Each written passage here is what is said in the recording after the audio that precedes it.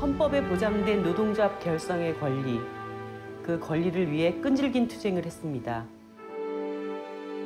넘어지고 또 넘어져도 끝까지 포기하지 않았습니다. 오랜 시간이 흘렀지만 대한민국 노동자의 권리는 여전히 법전 안에 잠들어 있습니다. 노동자의 곁에서 같이 울고 싸워온 시간, 이제는 그들의 눈물을 멈추게 하는 정치인이 되겠습니다.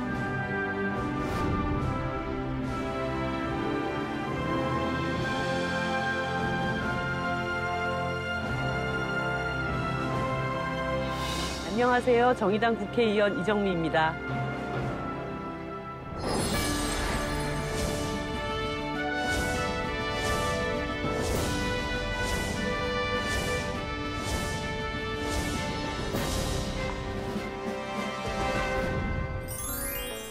제가 이제 둘째 딸로 태어났는데 어머니가 이제 아들을 낳지 못한다고 집에서 쫓겨났었어요. 그래서 이제 어머니가 인천에 있는 외할머니를 불러가지고 결국 엄마만 이제 집에 들어가시고 저는 외할머니가 인천에 데리고 가서 어린 시절 이제 저를 키우셨거든요.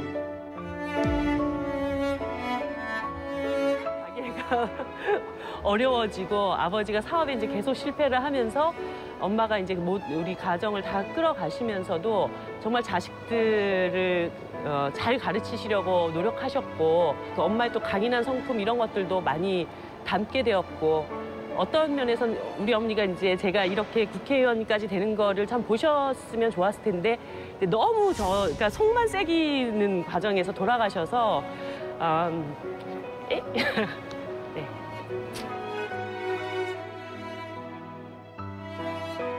아마 되게 좋아하실 거예요. 이렇게 한 길을 쭉 가더니 더 일을 잘할 수 있도록 또 국회에 갔으니까 응원해 주실 거라고 생각이 들어요. 네.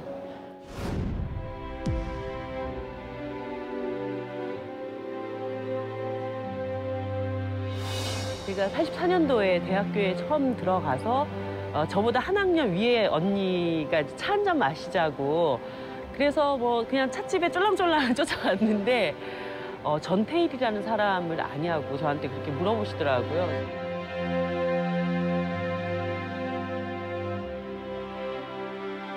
저는 세상이 뒤집히는 듯한 그 느낌을 받았어요. 아, 내가 살고 있는 이 사회에 내가 보고 있는 것만이 다가 아니구나. 내가 알고 있는 것만이 진실이 아니구나.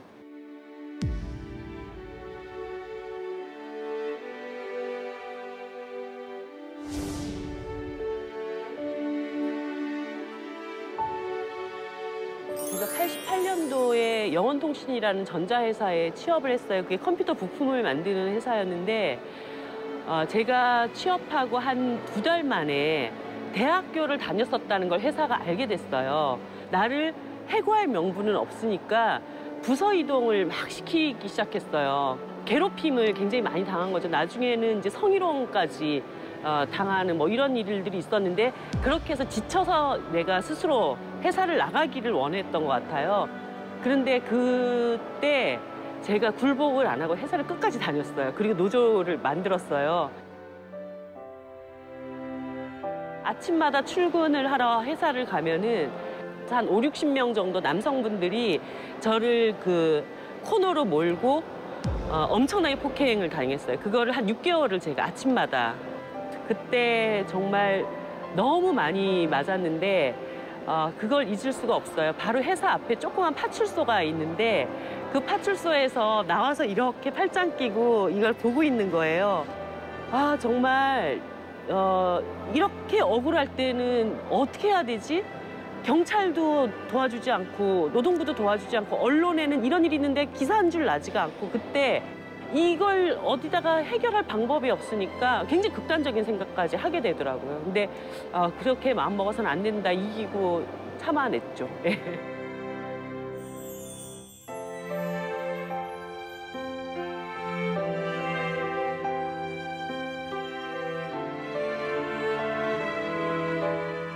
밤에 퇴근할 때마다 그래도 혹시 굉장히 억울한 일을 당하셨는데 힘이 너무 없어서 그 문제를 해결하지 못하는 분을 내가 놓치고 있는 건 또 없을까 그런 생각 많이 하면서 지내고 있습니다. 그래서 국민들이 정말 내 억울한 문제를 이제 정치가 제대로 해결해 주는구나 그런 희망을 가질 수 있다면 그런 마음으로 열심히 일하고 있습니다.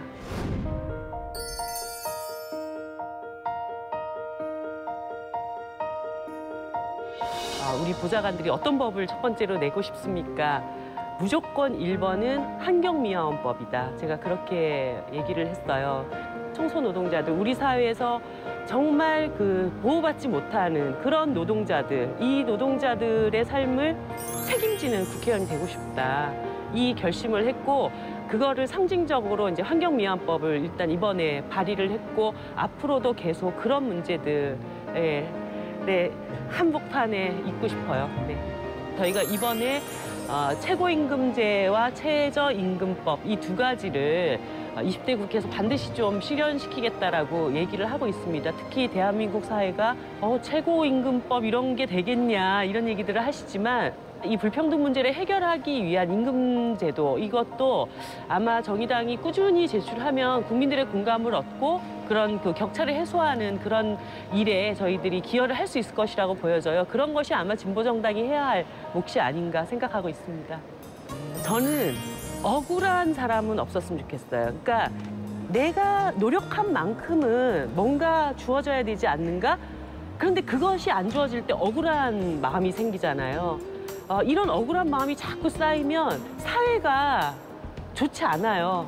적어도 상식적인 수준에서의 정의는 통용되는 그런 사회는 돼야 되지 않을까. 그래서 저희가 이제 정의당에서 그걸 정의로운 복지국가 뭐 이런 얘기를 하는데 그런 정도의 수준까지는 정의당이 꼭 만들어 놓고 싶다 이런 생각이 듭니다.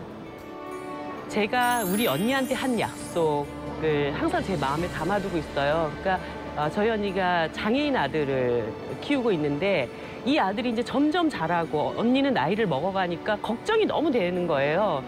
내가 죽고 나면 이 사회가 우리 애를 돌봐줄 수 있을까? 그런 생각을 하다가 굉장히 보장성이 강한 보험이 있다는 거예요. 그 얘기를 하는데 제가 그때 언니 손을 꼭 잡고 이 보험 들지 말라고 10년 안에 사회가 우리 조카를 책임질 수 있는 그런 나라를 내가 꼭 만들겠다.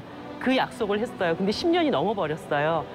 그렇지만 뭐 조금 늦어지면 어때요? 그런 사회를 만들려고 하는 사람들이 더 많아지고 있기 때문에 그래서 항상 어려움이 있을 때마다 내가 언니한테 했던 그 약속, 이 사회가 책임져 줄 거다.